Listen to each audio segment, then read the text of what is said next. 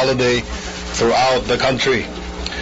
Whereas Eid al-Fitr is celebrated by the Muslim world for 3 days after the end of the month of fasting, and whereas the entire Filipino nation should have the brothers and sisters in peace and harmony in observance and celebration of Eid al-Fitr, and whereas in order to bring the religious and cultural significance of the Eid al-Fitr to the fore of national consciousness, it is necessary to declare Wednesday, the 6th of July, as a regular holiday throughout the country. Now therefore, signed by Rodrigo R. Duterte, President of the Philippines, by virtue of the powers vested upon the President, hereby declare Wednesday, the 6th of July, 2016, as a regular holiday throughout the country in observance of Eid al-Fitr, Feast of Ramadan, signed by the President Rodrigo Duterte. Thank you.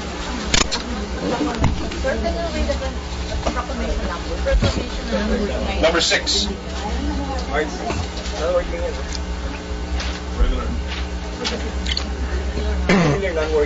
Regular holiday. All right. Ipasok wala. To be honest, ba? Executive Order number 1. Re-engineering the Office of the President towards greater responsiveness to the attainment of development goals.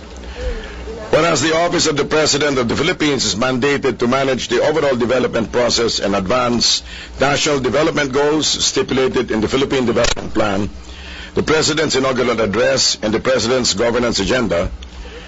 Whereas the administration aims to advance development goals and uplift the quality of all Filipinos through a holistic, convergent, and participatory approach to leadership and governance.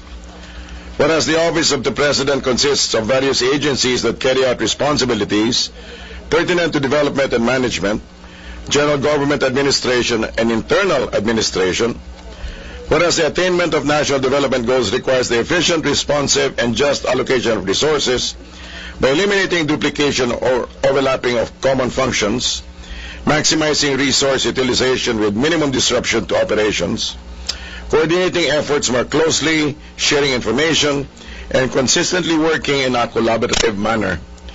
Whereas the Executive Secretary, Cabinet Secretary, and Special Assistant to the President endeavor to proactively collaborate to promote the efficient delivery of services under the Office of the President. Whereas Section 7 of the 1987 Philippine Constitution provides that the President shall have control of all the executive departments, bureaus, and offices. Whereas Presidential Decree number 1416 granting continuing authority to the President of the Philippines to reorganize the national government, as amended by PD 1722, provides that the President of the Philippines shall have continuing authority to reorganize the administrative structure of the national government.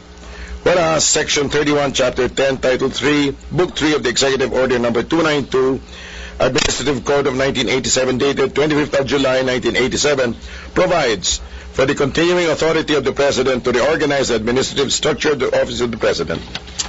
Now therefore, I, Rodrigo Roa Duterte, President of the Philippines, by the authority vested in me by the Constitution and the laws of the Philippines, do hereby order Section number 1, Agency Supervision. The Cabinet Secretary shall have supervision over the following agencies: Cooperative Development Authority, Housing and Urban Development Coordinating Council, National Anti-Poverty Commission, National Commission on Indigenous Peoples, National Commission on Muslim Filipinos, National Food Authority, National Youth Commission, Office of the President, Presidential Action Center, Philippine Commission on Women, Philippine Coconut Authority, Presidential Commission on the Urban Poor, Technical Education Skills Development Authority.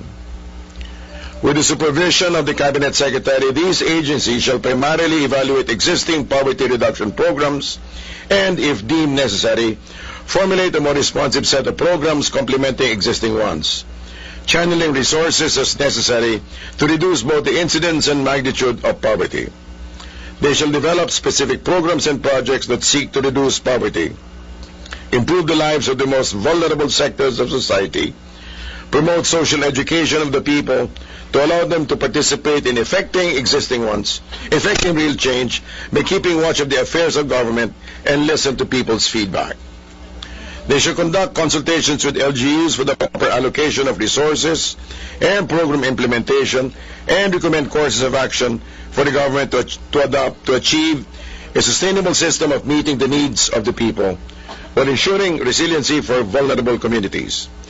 Section 2. Consolidating the office and the functions of the Office of the Special Assistant to the President, the Office of the Appointment Secretary, and the Presidential Management Staff under the Special Assistant to the President, and creating the Office of the President Events Management Cluster. The Office of the Special Assistant to the President, OSAP, the Office of the Appointment Secretary, and the Presidential Management Staff, PMS, are thereby placed under the oversight of the Special Assistant to the President, SAP. Relatedly, the Office of the President Events Management Cluster, OPEMC, is hereby created to ensure effective collaboration among the offices and or units involved in the preparations for and management of presidential engagements. It should be composed of the PMS, Presidential Security Group, PSG, Office of the Chief Presidential Protocol, Media Accreditation and Relations Office, MARO, and Radio Television Malacanang, RTVM. The OSAP. The OSAP shall be composed of the private offices of the President, including the Appointments Office, which shall handle the scheduling of activities of the President, and the Presidential Management Staff, including presidential appointments, processing, and management of presidential engagements as lead of OPEMC. Powers and functions. The OSAP shall be headed by an appointee with the position Presidential Assistant to, with the rank of Secretary, who shall oversee and supervise the implementation of improvements in the systems and processes in place to maximize efficiency and effectivity in management. Personnel and staffing complement. The OSAP shall be composed of its organic number of personnel and shall be reinforced with the personnel of the consolidated and merged offices which are necessary to support its mandate. Section 3. Common Staff Support System. The PMS shall support the Executive Secretary in the provision of policy inputs to the President in the management of the affairs pertaining to the government of the Republic of the Philippines, and to the Cabinet Secretary in the provision of substantive and logistical support to the Cabinet and the monitoring and execution of Cabinet directives. Section 4. Separability cause. If any part or provision of this executive order is held invalid or unconstitutional, any part or provision not affected thereby shall remain in full force and effect. Section 5. Repealing clause. All laws, decrees, orders, proclamations, circulars, rules, regulations, and other enactments or parts thereof, which are inconsistent with any of the provision of this executive order, are hereby repealed, amended, or modified accordingly. Section 6. Effectivity. This order shall take effect immediately upon publication in one newspaper of general circulation, done in the City of Manila, the 30th day of June, in the year of our Lord 2007, signed by the President Salvador Medellín, E.S. Rodrigo Duterte, President.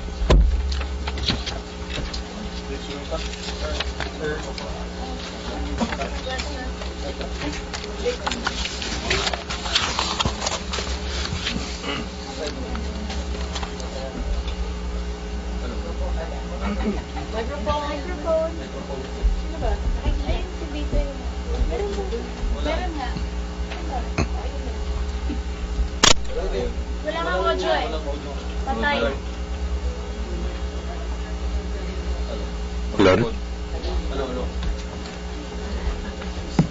Talong mo na lang. Kaya walang siya. Talo mo na lang. Here, Tumayo ka doon.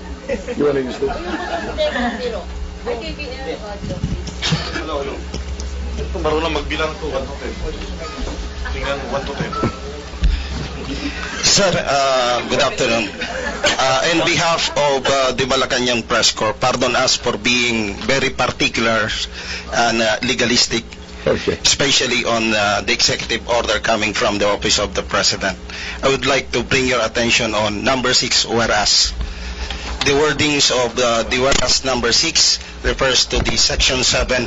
Are you referring to the Article 7, Section 7 of the 1987 Constitution? The wordings of Section 7 refers to the assumption of the President-elect and Vice President-elect. If you are referring to the powers of the President on the supervision of all government agencies, it should be Article 17 of the Section 7 of the 1987 Constitution. Thank you, Article sir. 17. Article 7, Section 17 supposed to be. So it should read how? Article 7, Section 17, not Section 7, sir. Article 7, Section 17. Section 17. Okay, noted. We will act on that. Okay, thank you.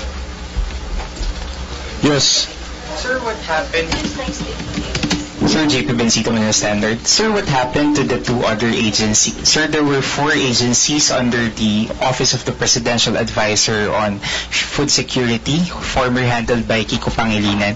What happened, sir, to the 2 other agencies, Fertilizer and Pesticide Authority and NIA? Were they reverted Fertilizer back and Pesticide Authority. and the NIA, sir, National Irrigation Authority, were they reverted back to the Department of Agriculture? We will check on that. I'll follow up. Okay, thank you, sir. Sir, just a quick follow-up to Mr. Semintak question. So, what will you gonna do? I understand this has already been registered at the office of the record section. So, what will you gonna do? You will pull out this, or you will provide an executive order 01-A? Because I understand, although it can be a typographical error, but this will become the law of the land. We will take note of the pointers and we will act accordingly. Thank you, sir. Thank you. Yes. Secretary, earlier, incoming Agriculture Secretary Piñol Yes. said he wanted the PCA back to the DA because I understand PCA, NFA, and other agriculture-related agencies back to the DA, which was separated from the DA by the Aquino administration, and now you placed it under the supervision of the Cabinet Secretary. Okay. So what happened to that, You're talking about the PCA yes, and the NFA. the pesticide and the fertilizer. Apparently, Secretary Piñol wanted those agencies because they are related to the Agriculture Department. But here, they were placed under the supervision of Cabinet Secretary. We will take it up with the Department Secretary, the points that you raised. But may I ask, what's the wisdom of putting those agencies under the supervision of Secretary Evasco? Apparently they have some sort of wisdom going on there. No, I'm not trying to be flip. I'm just saying it has been placed together, it has been clustered such, and I'll bring it up. Yes, Sir Joseph sa GMA. May isa pa. yes. Sir, ano yung pinagkapare-pareho nitong mga to such that you saw it as wise to put them under one cabinet secretary? Basically, it's streamlining. I think it's stated it's just to streamline so that it's not repetitive, it's not redundant. Okay, so that's why they consolidated. In an operational sense, sir, mas madali bang nasa cabinet secretary yung control nitong mga agencies na to? Kung halimbawa kailanganin mo yung NFA and then NHDC for poverty alleviation? It's under his supervision in order for coordination, but definitely for actions taken, it will be under those particular departments. Sir, ano yung magiging ranggo ng mga nasa baba? Hindi na cabinet secretary level, no? No. Mga ano na siya?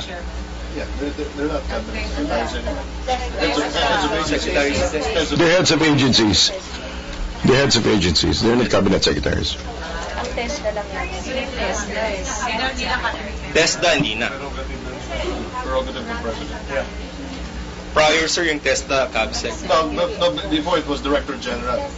So, And balik. then nung Pinoy came in, ginawa niyang secretary si Joel Villanueva.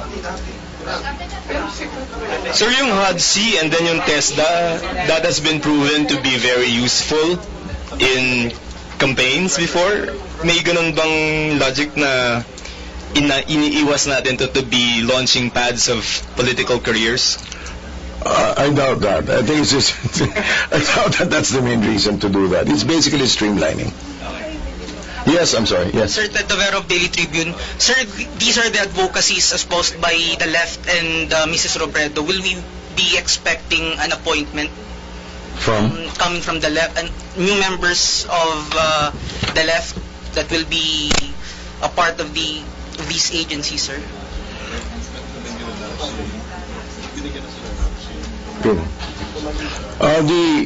That particular political sector has already been given, addressed. They've already been given their own positions. What about these, ano, sir? These positions, will it be given to them? Or will there be a space for Mrs. Robredo? We will still have to refer to Cabinet Secretary June Vasco. Thank you. Sec clarification. Yes. So, yung TESDA, is he still a secretary? No. Hindi na po. For clarification, Hindi na. ano siya, Director General. Okay, so, okay, sige. So, tapos isa pang question, Secretary. What's the wisdom of lumping in one EO yung something related about poverty and then something related about the operations of the President, yung sa OSAP? Bakit po sila nilump into one EO? Parang seemingly unrelated silang dalawa. The OSAP? Kasi yung Section 2 consolidating the office and functions of the office of the Special Assistant of the President, parang hindi yata related sa poverty and development yung... Bakit kaya parang nilump sila into one EO? They're all part of the office of the president. So yun ang po ang reason. They're all part of the OP, so they were lumped into one EO. Yes, and we want to do a fast job. Still streamlining. Streamlining pa rin. Okay.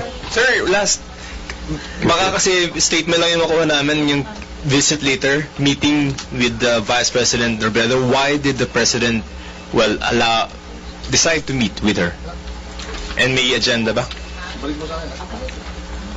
He did say that they could meet anytime, right? Okay. Let's leave it at that. Okay. Thank you very much. Thank you.